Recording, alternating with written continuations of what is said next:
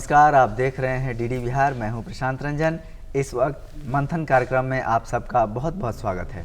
मंथन कार्यक्रम में हम संकल्प से सिद्धि पर बात करते हैं और अपने विशेषज्ञों के माध्यम से डीडी बिहार के दर्शकों को यह बताने का प्रयास करते हैं कि किस प्रकार से संकल्प से सिद्धि के माध्यम से न्यू इंडिया का जो संकल्प है उसकी ओर भारत बढ़ रहा है। भारत सरकार की योजनाओं के माध्यम से, जैसे डिजिटल इंडिया, स्किल इंडिया, मुद्रा योजना, आयुष्मान भारत, गति शक्ति, इन सारी योजनाओं को सहायता से कैसे भारत के नागरिकों को सशक्त किया जा रहा है, एक राष्ट्र के रूप में भारत को सशक्त किया जा रहा है। और प्रधानमंत्री की जो संकल्पना है न्यू इंडिया बनाने की, नया भारत बनाने की, वह संकल्पना कैसे अपना मूर्त रूप ले रही है। आज के इस विशेष कार्यक्रम में हमारे दो अतिथि विशेषज्ञ उपस्थित हैं। चलिए हम उनका परिचय करते हैं। आज हमारे साथ हैं जाने माने समाज सेवी श्री विनोद कुमार जी। विनोद जी, बहुत बहुत स्वागत है आपका। नमस्ते। नमस्ते। आज हमारे दूसरे अतिथि हैं वरिष्ठ पत्रकार श्री कुमार दिनेश जी। सर, बहुत बहुत स्वागत है आपका। धन्यवाद। इन दिनों अतिथियों से हम एक एक करके सवाल जवाब के माध्यम से समझेंगे कि किस प्रकार से संकल्प से सिद्धि महाअभियान के अंतर्गत प्रधानमंत्री ने ऐसी योजनाओं का सूत्रपात किया है जो योजनाएं भारत के अंतिम आदमी और अंतिम पंक्ति में खड़े लोगों के जीवन में समृद्धि ला रही है, उसका जीवन स्तर को ऊंचा उठा रही है और समेकित रूप में राष्ट्र को न्यू इंडिया और नया भारत बनाने की ओर अग्रसर कर रही है। तो चलिए चलते हैं सबसे पहले हम विनोद कुमार जी के पास और प्रश्नों के माध्यम से जानकारी हासिल करते हैं। विनोद जी, समाज सेवा के क्षेत्र में लंबे समय से हैं, आपने देखा है भारत को बढ़ते हुए। इस बीच कई सरकारें आई और गईं जी, योजनाएं बनी, काम हुए, कई योजनाएं असफल हुई, कई सफल हुई। केंद्र में जो प्रधानमंत्री नरेंद्र मोदी की सरकार है और नरेंद्र मोदी के नेतृत्व में जो अलग अलग योजनाएं चल रही हैं, उन योजनाओं में बहुत सारी योजनाएं हैं। जैसे कि एक योजना मैं आपको, चूँकि आप खेती किसानी से आपका लंबा जुड़ाव रहा है, एक जनधन योजना और किसान सम्मान योजना जी, इन सारी योजनाओं को आप किस रूप में देखते हैं कि ये जो न्यू इंडिया बनाने का संकल्प है, क्या उस संकल्प को पूरा करने में ये योजनाएं सहायक होंगी? जरा हमारे दर्शकों को बताइए। बहुत बहुत धन्यवाद। मूल रूप से अभी जो प्रधानमंत्री नरेंद्र मोदी जी हैं, इनके चिंतन में ही, इनके रगों में ही राष्ट्रभक्ति है। हम सब जानते हैं कि किस पृष्ठभूमि से आए हैं। अब जैसे आप जनधन की बात की है, अब जनधन योजना के अंदर आप देखेंगे तो इस समय 1,67 लाख करोड़ रुपए इन गरीब गुरबों के पास से, जो वैसे उनको जीरो पे भी खोलना था, लेकिन उसके कारण से राष्ट्र के पास उतना एक धरोहर जमा हुआ है।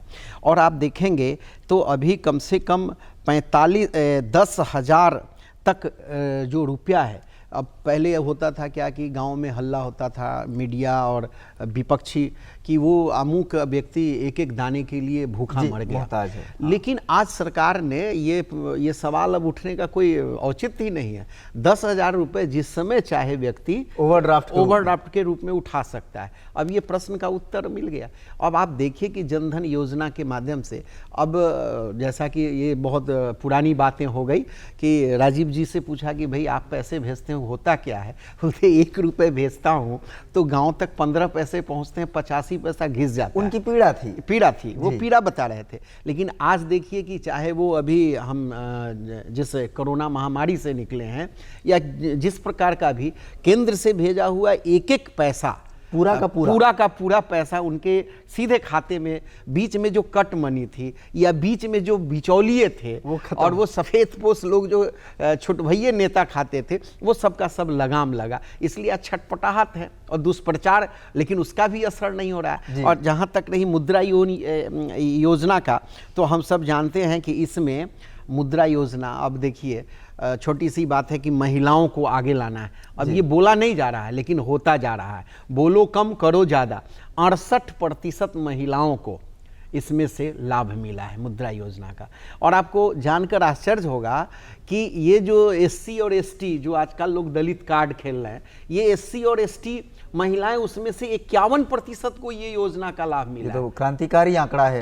ये बिल्कुल आंकड़ा है, कोई भी आंकड़ा निकाल सकता है। अब ये आंकड़ों के सामने किसी की बोलती तो बंद होती है। इसलिए हम कहते हैं कि हृदय में अगर हमको देश के प्रति जज्बा है, भक्ति है, तरफ है, तो वो आदमी का उठाया हुआ हर काम अच्छा होगा। भले ही हम 10 में से कोई ऐसा हो सकता है कि उसमें उतना नहीं रिजल्ट आए, लेकिन शुद्ध मन से किया हुआ माननीय प्रधानमंत्री का ये काम सफल। चलते हैं हम वरिष्ठ पत्रकार कुमार दिनेश सर के पास। सर, अभी जैसा कि विनोद जी बता रहे थे कि किस तरह इन्होंने जनधन के कुछ आंकड़े भी दिए, मुद्रा योजना के आंकड़े दिए, इसी बात को हम विस्तार देते हैं कि जनधन जैसी योजनाएं हैं। चूँकि बैंकिंग प्रणाली तो आज़ादी के पहले से ही है और आज़ादी के बाद से ही बाद में बैंकों का राष्ट्रीयकरण भी हुआ। इन सारे चीज़ों के रहते हुए भी क्या सचमुच में जनधन योजना ने भारत में बैंकिंग प्रणाली की दिशा में कुछ क्रांतिकारी बदलाव लाए, या फिर ये जस्ट अनदर प्लान या जस्ट अनदर स्कीम बन के रह गया? इससे देश को क्या लाभ हुआ है? क्या न्यू इंडिया बनाने में जनधन जैसी योजनाएं सहायक हैं? कितनी सहायक हैं? बिल्कुल आपने ठीक कहा कि जनधन योजना, जैसे अभी हमारे पहले ये विनोद जी बता रहे थे कि देश की नीतियाँ और नीति और नियत में जब ईमानदारी होगी तो योजनाएं अच्छी बनेंगी और ज़मीन तक उतरेंगी जी। तो ये जनधन योजना भी जिस समय भी प्रधानमंत्री की कल्पना होगी जनधन योजना की, तो उनके मस्तिष्क में पहले कोई गरीब होगा, कोई गरीब आदमी होगा, ठीक है, जिसके पास इतने पैसे नहीं होंगे कि वो न्यूनतम राशि से खाता खुलवा सके। तो वहाँ से विचार आया कि जीरो बैलेंस पे खुलेगा। तो जीरो बैलेंस पर खाता खोलना और आसानी से खुलना, ये इसका मतलब है कि जो नीतिकार है, जो इस समय देश का नीति नियंता है, नीति निर्धारक है, नीतिकार है, उसके मन में पहले देश का अंतिम आदमी है, गरीब है पहले उसके ध्यान में। ये जो जिस पार्टी से प्रधानमंत्री जी संबद्ध हैं, वो पार्टी गरीब गरीब करके नाटक नहीं करती है, हर बात में गरीब गरीब नहीं बोलती है, लेकिन उसकी चिंताओं में पहले गरीब है। चाहे वो जनधन योजना हो और चाहे उज्ज्वला योजना हो और चाहे आयुष्मान भारत योजना जी। अच्छा। और इन 3 योजनाओं के माध्यम से मैंने जैसे कहा कि नीति और नियत, तो अभी जो नीति और नियत जिस प्रधानमंत्री की है, जिनको 1.25 करोड़ देशवासियों ने प्रधानमंत्री बनाया है, उनकी नीति और नियत की प्राथमिकता में गरीब आदमी है, उनका चिंतन हिंदी में है और भारत के स्व को परिभाषित और उसको प्रतिष्ठित करता है। जी सर। जैसे आप वर्तमान सरकार की या प्रधानमंत्री मोदी जी की सरकार की जो योजनाएं हैं, उनके नामकरण को देख लीजिए। आयुष्मान, इसमें भारतीयता झलकती है। मैंने पूरी हिंदी में सोचे जी। वो जो नीति नियंता है, पहले अंग्रेजी में सोचते थे और फिर उसको हिंदी में तर्जुमा करते थे। जैसे मनरेगा, हाँ, उसकी आपको अंग्रेजी में उसका चिंतन है जी। Mahatma Gandhi national rural guarantee योजना, अर्थात आपने अंग्रेजी में सोचा, फिर उसका संक्षिप्तीकरण किया, मनरेगा हो गया। कुछ अर्थ ऐसे लेकिन अभी का जो नीति नियंता है वो हिंदी में सोच रहा है और गरीबों के लिए सोच रहा है। ये बुनियादी फर्क है नए भारत में, न्यू इंडिया में, जो बुनियादी अंतर जो दिख रहा है, जो महसूस। अब आप योजनाओं के नाम पर ही देखिए, आयुष्मान, सुकन्या, उज्ज्वला, सौभाग्य, जनधन, सौभाग्य, ये सारे हिंदी के और ट्रेन का नाम वंदे भारत और ट्रेन का नाम वंदे भारत। तो इस तरह की, इसका मतलब है जो 2014 में जो सरकार बदली, तो सरकार ही नहीं बदली, भारत सरकार की सोच बदल गई। और 2014 में जो सरकार बदली, उस पर भारत के मीडिया ने क्या लिखा या क्या कहा वो सब तो ध्यान में होगा जी। लेकिन सबसे महत्वपूर्ण बात लिखी गार्जियन ने, गार्जियन, ब्रिटेन के अखबार the Guardian ji. The Guardian लिखता है कि वो नेहरू को कोट करता है, नेहरू की लाइन को कोट करता है। अच्छा। पहले प्रधानमंत्री जवाहरलाल नेहरू ने जब भारत की आज़ादी हुई, तो आज़ादी के समय जो उन्होंने भाषण किया था, द ट्रस्ट विद डेस्टिनी, हाँ, द ट्रस्ट विद डेस्टिनी, तो द गार्जियन ने हेडिंग लगाई 16 मई 2016 के अखबार, 2014 के अखबार में जी, अनदर ट्रस्ट विद डेस्टिनी। इसका मतलब भारत जो नई चुनौतियों के सामने है, वो नई सोच के साथ है। और आप बदलाव को या नए भारत को अगर महसूस करना चाहें, उसे अनुभव करना चाहें, तो आप जैसे मैंने कहा कि वो योजनाओं के नामकरण में अनुभव कर लीजिए जी। आप देश की रक्षा नीति में अनुभव कर लीजिए। पहले ये था देश की रक्षा यानी आत्मरक्षात्मक डिफेंस, नाम भी डिफेंस पड़ा, हो सकता है मोदी जी कल इसका मंत्रालय का नाम भी बदल दें, क्योंकि हम केवल रक्षात्मक नहीं हैं, जहाँ ज़रूरत है आक्रामक भी हैं। आक्रामक भी हैं। इस सरकार से पहले कोई ये सोच नहीं सकता था कि ये देश सर्जिकल स्ट्राइक कर सकता है। तो रक्षा नीति में बड़ा बदलाव आया, रक्षा के क्षेत्र में हमारी आत्मनिर्भरता हुई, और सबसे बड़ी बात कि आत्मनिर्भरता के साथ साथ 42 करोड़ लोगों का इन्वॉल्वमेंट, भारत के लोगों को रोजगार भी मिला उससे। रोजगार भी केवल परसेप्शन की बात नहीं हो रही है, उसमें रोजगार भी इन्वॉल्व है जी। और देश की जो और पड़ोसियों को संदेश भी दिया गया। अब तक हम इसी एक ग्रंथि के शिकार हुआ करते थे कि हम दो ऐसे पड़ोसियों से घिरे हुए हैं जो हमारे प्रति एक स्थायी शत्रुता का भाव रखते हैं। उनमें से एक ऐसा पड़ोसी है कि जो हमसे थोड़ा सा भारी है, ऐसा लगता था। ठीक है। और उसके वो भारी लगने के पीछे एक मानसिकता ये थी कि हम 62 का युद्ध हार चुके थे, इसलिए एक पराजित मानसिकता की बात थी। तो आप याद करिए कि जब डोकलाम वाला विवाद हुआ था, उस समय अरुण जेटली जी जीवित थे, डिफेंस मिनिस्टर नहीं थे, वो फाइनेंस थे, कुछ दिन के लिए डिफेंस भी देख रहे थे। उन दिनों जब चीन का बयान आया था कि भारत ये ना भूले कि भारत 1962 को न भूले, तो उस समय की सरकार के प्रवक्ता ने या मंत्री ने जवाब दिया कि चीन ये ना भूले कि ये 1962 नहीं, ये 2021 या 2018-19 जो भी था जी। तो ये बदलाव आया है जी, बहुत बड़ा बदलाव आया है। अभी हम चलते हैं विनोद जी के पास। अभी कुमार दिनेश सर बता रहे थे कि कैसे नामकरण में बदलाव आया और 2014 के बाद जो सत्ता परिवर्तन हुआ, ये स्वभाव में परिवर्तन हुआ। योजनाएं पहले भी बनती थी। हम जनधन के माध्यम से जनधन योजना की चर्चा की, आपने मुद्रा योजना की बात बताई। इसके अलावा किसानों की चिंता, जैसे भारत एक कृषि प्रधान देश है, यह बात तो शुरू से कही जाती है। किसानों के लिए योजनाएं भी समय समय पर विभिन्न सरकारों ने बनाई हैं।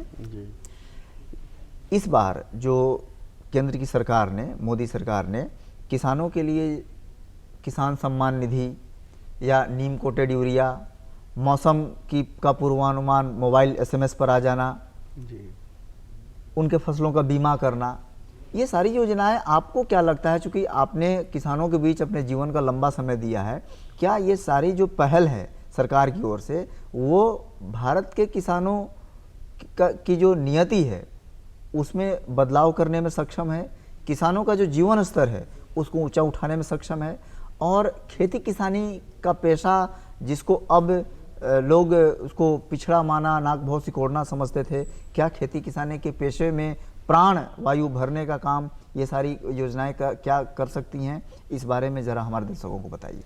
देखिए, कृषि शब्द ऋषि से ही है जी। कृषि और ऋषि एक ही है, और भारत कृषि प्रधान और ऋषि प्रधान देश है। तो किसानों की जो ये दुर्दशा थी, जो हम लोग देखते थे कि महाराष्ट्र के अंदर जो इतनी आत्महत्याएं हुई, ऐसे जो समाचार मिलते थे, प्रधानमंत्री जी ने स्पष्ट कहा कि हम इनकी आय को बढ़ाएंगे। और अभी दिख रहा है कि देश के अंदर किसानों का जो फसल है उसमें अब उसका एक पक्ष है कि आटा महंगा हो गया, ठीक है, अगर उनको पैसे जाने हैं तो महंगा तो होना ही है। तो अभी जिस प्रकार से गेहूं की कीमत हुई है या जो बाकी के फसल खेतों से हैं, तो उसकी कीमत के बाद उनके जेब में पैसे जा रहे हैं, और ये प्रधानमंत्री की दूरदृष्टि का परिणाम आया है। जगह जगह उनको जो रखने का अभाव होता था कि भाई ये अनाज सड़ जाएगा, आज जितने गोदाम बने हैं और उन गोदामों के लिए जिस प्रकार से बैंक आगे आई है, ये हमारे सामने में उदाहरण है। और ऐसा नहीं कि पूरा का इलाका एक ही खेती करे, इसलिए अन्य प्रकार के, कहीं पे चावल है, कहीं दलहन है, कहीं सब्जी है, कहीं मसाला है, इस प्रकार से जो वैज्ञानिक आगे आए हैं और उसके परिणाम भी हमारे सामने आए हैं। अब आपको छोटा सा उदाहरण इस बिहार से मैं देता हूँ। चाय पत्ती के क्षेत्र में, चाय पत्ती के लिए दार्जिलिंग, आसाम, ये बहुत, लेकिन आपको पता है कि अभी किशनगंज के अंदर बहुत बड़े पैमाने पर चाय की खेती हो रही है, उसकी फार्मिंग हो रही है। और अनानस, जिसको अनारस भी हम लोग अपने यहाँ कहते हैं, वो पहले सिलचर, शिलोंग इत्यादि ऐसे, आज अनारस की खेती आपको किशनगंज तक आ गई। चाय पत्ती के लिए अब कटिहार की तरफ बढ़ रहे हैं। केंद्रीय जो विभाग है कृषि का, उसके जो विश्वविद्यालय हैं वो आगे आए हैं। आज इस प्रकार से अब बिहार के अंदर देखिए, समस्तीपुर की मिर्चा, हाजीपुर की केला, मुजफ्फरपुर की लीची, अब ये जो हमारा अलग अलग इक्को है, तो खास करके उसी क्षेत्र के अंदर वो मिट्टी, हवा, पानी के कारण से वहाँ उसकी एक विशेषता है। अब सुगंध हाजीपुर के केले में है। अब वो जो गंगा के किनारे का जो बेल्ट है महनार से हाजीपुर, वो 33 किलोमीटर है, लेकिन वो 4 किलोमीटर के रेडियस में ही खुशबू होगी। तो वैज्ञानिक ये कहते हैं, वैज्ञानिक क्या, हमारे कृषि जो ऋषि वो कहते हैं यही सुगंध होगा। वो केले को उठा के अगर हम लेके गरौल चले जाएं, सराय चले जाएं 10 किलोमीटर आगे, सुगंध नहीं होगा। इसीलिए केले का अनुसंधान उस क्षेत्र में विशेष रूप से शुरू हुआ है कि ये सुगंधित केला है। अब आप देख लीजिए समस्तीपुर की मिर्चा, तो उन विशेषताओं को समझ करके कृषि वैज्ञानिक नरेंद्र मोदी जी के नेतृत्व में आगे आए हैं और उन फसलों की कीमत अच्छी मिलती है। अब आपने योजना की बातें की, तो किसान के साथ साथ अभी गति शक्ति योजना है। अब गति शक्ति से पहले चर्चा होती थी, हम लोग जब अखबार उठाते थे तो उसमें आता था कि रेल विभाग और बिहार का PWD आमने सामने। अरे भाई, ये भारत पाकिस्तान की फौज थी जो आमने सामने आ गई। वो चटपटा न्यूज होता था, अरे हमारे ही देश के 2 विभाग क्यों लड़ रहे हैं, मुकदमे शुरू हो गए।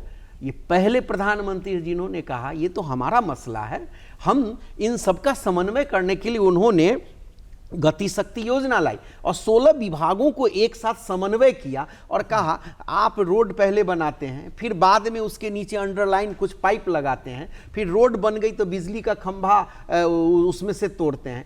बिजली का खंभा और ये तमाम ऐसे जो विभाग हैं इससे संबंधित एक साथ बैठ करके योजना बनाइए ताकि एक दूसरे का नुकसान नहीं हो। अभी अटल पथ हम पटना में सबसे, ये गंगा वे अभी बना, ये अटल पथ किस जमीन पे बना, वही पिछली सरकार थी। मुकदमा, तनाव और चटपटा न्यूज मिलता था। आज अटल पथ जिस पे बना है वो भारत सरकार की रेल की जमीन थी। पहले रेल लाइन जाती थी गंगा के किनारे तक, आज उस पर इतना सुंदर सड़क बना है। तो आज वही जमीन है जहां महीने दिन के अंदर रेल की जमीन पे सड़क बन रही है और सड़क की जमीन पे रेल आ रही है। कैसे ये संभव हुआ? ये इसलिए संभव हुआ कि एक ऋषि तुल्य प्रधानमंत्री देश में बैठकर उनके चिंतन में ये बात आया कि समन्वय करो और समन्वय के साथ विकास को गति दो, और इसीलिए ये गति शक्ति योजना है। चलते हैं हम कुमार दिनेश सर के पास। सर, अभी विनोद जी ने बड़े अच्छे ढंग से किसानों के बारे में और गति शक्ति योजना के बारे में चर्चा कर रही थी, कैसे कोऑर्डिनेशन की ज़रूरत है।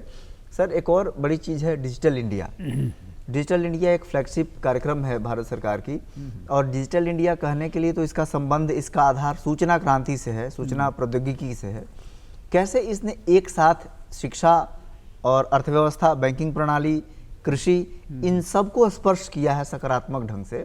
क्या सर आपको लगता है कि डिजिटल इंडिया जैसे कार्यक्रम भारत में जो चल रहे हैं, इससे जो एक हमारा नए भारत की जो महत्वाकांक्षा है, जो संकल्पना है, वो साकार हो पाएगी और भारत के लोगों के जीवन स्तर को ऊंचा उठाने में इस डिजिटल इंडिया जैसे कार्यक्रमों का क्या योगदान हो सकता है, कैसे हो सकता है, जिसको हम ई गवर्नेंस कभी कभी कहते हैं? जी सर। नहीं, बिल्कुल, ये डिजिटल इंडिया नए भारत की संरचना का बिल्कुल ये कहिए कि वो लाइफलाइन बनने वाली है। अच्छा। या बन चुकी है या बनने की ओर है। आज कोई कल्पना नहीं कर सकता है कि पहले ये, बल्कि पहले कल्पना नहीं थी कि आप घर बैठे रेल का टिकट बनवा लेंगे, टिकट कैंसिल भी करा लेंगे, नया रिजर्वेशन करा लेंगे। आपको भारत में जहाँ जहाँ जाना है उन सब के डेस्टिनेशन के कनेक्टिंग रिजर्वेशंस आप अपने घर से करा सकते हैं। ये पहले संभव नहीं था। आप घर बैठे किसी को ज़रूरतमंद को आप पैसे दे सकते हैं। घर बैठे आप अपने स्मार्टफोन से वो दे सकते हैं कि भाई पैसे की ज़रूरत है, आप तुरंत एक क्लिक पर पैसे आप दे रहे हैं, आपका रिजर्वेशन हो जा रहा है। अरे घर बैठे ही फिक्स डिपॉजिट क्रिएट हो जा रहा है। फिक्स डिपॉजिट भी क्रिएट हो जा रहा है। तो ये बल्कि नया भारत जो हम बनते हुए देख ही नहीं रहे हैं, अनुभव कर रहे हैं। जी। नए भारत को हम देख नहीं रहे हैं, अनुभव कर रहे हैं। और ये इसमें कोई अतिशयोक्ति या अतिरंजना नहीं है कि हम लोग नए भारत को जी रहे हैं, बल्कि ये लगता है कि इससे पहले जीवन कितना कठिन था कि आपको टिकट के लिए लाइन लगानी पड़ती थी, हर जगह लाइन लगती थी। तो उससे मुक्ति मिली। डिजिटल इंडिया तो अद्भुत चीज़ हुई है। आप इसी डिजिटल इंडिया का परिणाम है कि आपने कोरोना काल में घर बैठे जब सारी चीज़ें ठप थीं तब भी जीवन गतिमान था। तो जीवन की जो गति थी वो डिजिटल माध्यम से वो रुक नहीं पाई।